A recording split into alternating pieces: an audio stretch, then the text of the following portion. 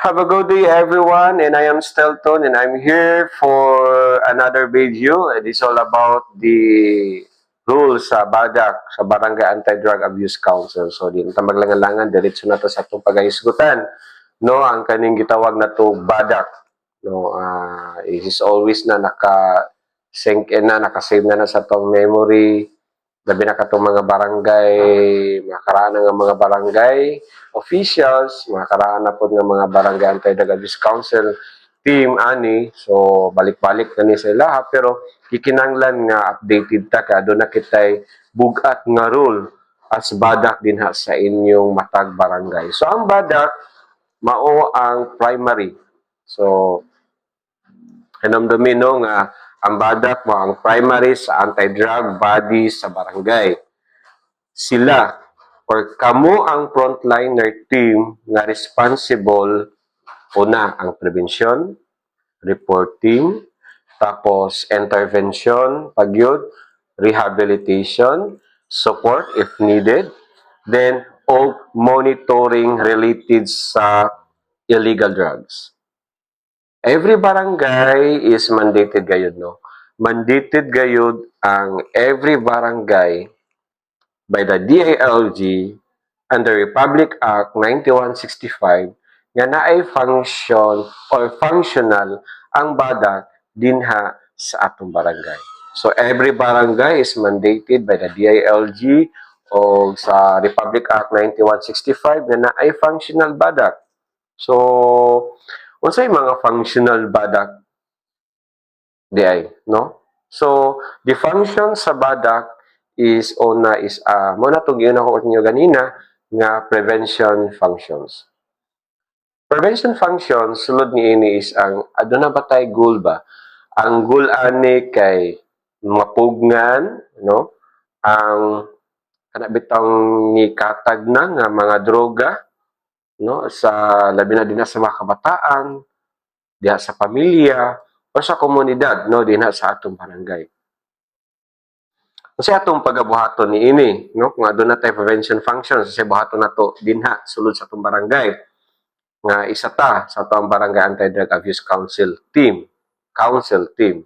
So una diha is ang ato ang drug awareness seminars para sa mga youth, parents, schools o community. So adunay mga seminars nga atong ipahigayon din na ilabi na no kung kisa ang atong mga sketcher person sa matag barangay na mag-initiate og mga seminar sa mga kabatan-unan regarding no sa ato ang campaign na to sa anti-illegal drugs sa matong matag barangay. Pwede pod no ang ato ipatawag ang mga parents magbuhatag magkuantag assembly no nga mga parents atong ipatawag para just to aware kung sa pod ilang responsibilidad nga ang ilang mga anak ilang mabantayan nga dili siya mapadulong ngadto sa dautan nga bisyo ilabi na kaning droga or sa schools. Ang school pwede po ta moadto dito sa school, mo sit in dito sa school, no? Dayon tapos ikinanglan pod nga mulihok ta dili lang ang barangay Anti-Drug Abuse Council kundi mulihok pod ang mga barangay officials ilabi na si punong barangay ano ang peace and order nga kagawad nga mo ay mag-una gayud no together with the bada nga madto sa matag eskwelahan aduna mo school sa inyong barangay sa mga elementary or high school no muhatag ta og kaning awareness seminars ngadto sa mga kabataan no just to prevent aning maong nga anti-illegal drugs no tapos community sa community pwede po ta mo conduct during sa atong assembly ato ng paghisgutan or during sa state of the barangay address ni punong barangay pwede na isit in dito ni punong barangay kung unsang iyahang mga updated informations about sa awareness sa maong druga no daghang kitag mga mabuhat gayud nga atong kumbaga i-apply din ha ngadto sa ato ang barangay so ilabi na gayud no nga si Kapitan aktibo gayud no nga hit gid kain niya ang droga aktibo gid siya nga iya jing ipa-minimize ang droga din sa iyang barangay. Information campaigns like posters, meetings and assemblies, mutong ganina, no? Doon natin mga information campaigns, pwede ta maghatag mga flyers, pwede po ta maghatag, pwede po ta mag-tarp, no? About sa drug awareness. Partnership with the schools, no? Ikinanglan na siya, mag-partner ta sa school, sa mga churches, organizations, then tapos ang atong health workers. Kinanglan mo partner ta ang atong barangay health workers, dara, no? Kinanglan isapod sila nga mo functions nga mohatag og drug awareness din na sa ato ang barangay. Promotion sa health, lifestyle, of sports, activities, to divert the youth from drugs. So, kinahanglan, adun na tayo mga promotions for the lifestyle, na to healthy lifestyle, like mga sports activities, para at least nga ma-divert po ang huna-huna, no? Sa mga batanon, no? Nga dili sila mapadulong dito sa maong droga. Then, tapos, ang pag-advocate nga ang barangay is a drug-free community. Dili lang sa papel ta mag-drug-free community, kundi ilabi na gayud actual, no, nga i-advocate gayud nato nga drug-free community ang atong barangay. Why is it important? Kay prevention is cheaper and more effective kaysa pag-rescue o pag-rehab. No? Nindot kay sa paminaw, no? Nagitay prevention, no? Kay at least nga kumbaga dili na ta mato pa atong parehab pa, rescue pa ta, much better adunay prevention daan nga dili na siya makatag ngadto sa mga kabatan-unan. Ilabi na pud sa mga hamtong, no, karon nga na-involved sa maong droga. Then isa ni ana, no, ang BADAC reporting functions. So sa reporting functions, ang Barangay Anti-Drug Abuse Council na ay clear responsibility, adunay clear, klaro, ato ni timanan ha, mga badak kina sa matag barangay. So, have a clear responsibility sa pag-report sa sa drug-related incidents din sa inyong barangay. Clear responsibility. Sa mga key responsibilities ani niya, collect the drug-related informations gikan sa community, tapos sa tanods, officials, and informants. Mo kolekta, ang BADAC mo kolekta og mga related informations gikan ngadto sa community, sa tanods, sa officials, barangay officials, and mga informants nato dinha sa tumong barangay. Then, classify if minor incident ba or serious drug activity ba siya. Ato siyang i-classify kung minor ba siya incident, then tapos serious drug activity ba siya. Then tapos immediate after that, no, sa collect drug informations, then tapos ang atong i-classify nato, then tapos adun na ginintay immediate reporting na dahil ngadto sa PNP, ngadto sa PDEA, o sa atong LGU kung naay drug poster din ha sa atong barangay, no? Tapos kung naay drug din, tapos naay large scale drug use din ha, tapos maintain confidentially, especially sa identities sa mga sources. So gikinanglan no nga mag-maintain ta sa confidentiality din ha, no, sa especially sa mga identities na sa mga sources. Establish reporting channels such as hotline number, natay mga hotline number, then ato na po tayo mas maayo kung butangan nato og kanang gitawag nato anonymous drop box, no? Naman di uban nga mohatag informations, dili sila magpahibalo sa ilahang mga pangalan, identity nila. So much better nga magbutang ta og anonymous drop box dinha sa atong barangay, no? Then tapos aduna tay self-reporting desk sa barangay hall. So gikinahanglan man gid nga aduna tay self-reporting desk dinha sa atong barangay hall, no? Labi na no nga aduna tay mga confidentials nga mga identity nga atong i-report din ha. Why is it important? Kay kung dili i-report, mahimo, no, ng administrative liability sa officials, no? Tapos aduna siya gitawag nga gross negligence or grave misconduct. Muna atong atong timan ano mga barangay anti-drug abuse council, ilabi na no nga spearheaded sa punong barangay o sa to ang committee on peace and order nga kagawad. Sunod isa nga to ang intervention functions. These intervention functions, this is focus sa assistance o support sa persons who use drugs or gitawag nato og PWODs, no? Ang PWODs is a persons who use drugs. Muna siya, no? Barangay Anti-Drug Abuse Council, badak, paminaw gid mo kinaadji mga badak gid sa matag barangay nga wala gid siya nag-functions.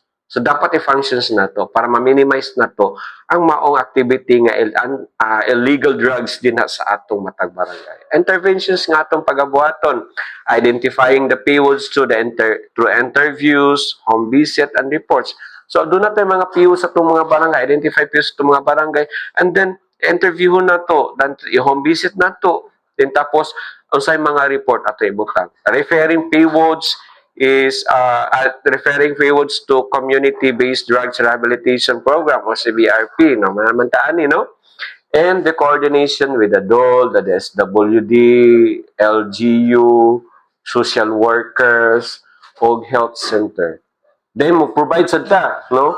Providing aftercare support. Naman di mga aftercare support na atong budget din sa itong barangay para dili na mo balik sa paggamit, no? So, baga, relapse prevention na to. Dili na siya mo gamit. Kinahanglan adto na tay aftercare. Then tapos facilitating family counseling and faith-based intervention na gina siya permi ginabuhat. Bantayan Barangay Anti-Drug Abuse Council. Kamo jud ang frontline team anino nga magtrabaho. Kauban sa atong kauban sa mga barangay officials. Then tapos i-make sure na to or making sure nga safe ang PWODs o dili ma-discriminate. So, just like what I did during as sa punong barangay, no? Gipatawag na ako sila in a safe place para dili sila ma-discriminate and then discuss them kung unsa ilahang unsay ako alagad sa ilaha para at least nga dili na sila mobalik sa ilahang maong mga bisyo ikinanglan nga ato gayud sila pagatutukan dili nato sila i-adjust kay we do not know kung anong ga-drug sila unsay hinungdan so a lot of reasons why nganong nag-drug sila so dili nato sila pwede nga ato silang i-discriminate ato silang i-judge diretso dahil nga mao na siya di na gid na siya mawala no dili na siya pwede it is a wrong way nga muna atong pagabuhaton. Then tapos ngano importante man siya kay ang drugs users are not the criminals, no? Dili sila kriminal. Sa tinuod lang ato silang tabangonon. They are patients who need help. No? Timan ini sa kung gistorya sa inyo matag barangay. Kaya the drug users are not criminal. Dili sila mga kriminal. They are patients who need help. Mga atong timan-an. So, ipanumpaan man na nato, nagpa-elect man ta sa matag sa atong barangay. So, that is one of our rule. That is one of our functions and responsibility. Na atong community na involved sa drugs, some of the personalities nga na involved sa drugs, then dili nato ibutang nga they are the drug users and they are criminals. No, dili sila criminal. They are patients who need help sa toa. Kinanglan atong ipakita ang ato ang pagkaamahan, pagkainahan, isip punong barangay, dinha sa ato ang barangay. Kay gipili man ta, so we need to do our duties and responsibilities. Ilabi na gayud no sa mao kining gisgutan nato nga anti-illegal drugs campaign dinha sa atong matag barangay. Okay. Then tapos natay mga pagabuhaton no sa Barangay Anti-Drug Abuse Council nga mga documentation requirements. Isa niya na isang atong incident reports. The date, the time, the details, the persons involved, Kabalo naman mo ani kay inyo naman gining gibalik-balik og seminars. So this video is just to ano lang to update lang sa inyo ha, or just to remind lang sa inyo ha nga after the seminars is pag-abot sa barangay dili na tayo pakatulong ang atong training sa seminars. Atong buhaton no immediately para at least nga ma-minimize na to ang maong mga activities din na sa ginadiling droga din sa itong barangay. The badak meeting minutes, kinanglan na ana siya, pinaka-importante kung gamitin ba gid ang badak or wala. Attendance sheet during the awareness activities. So, kung mag-conduct ang mga awareness activities, aduna kita yung mga attendance sheet na atong i-provide no for the documentations or any report or any submissions nga atong i-submit ngadto sa taas ng mga requirements.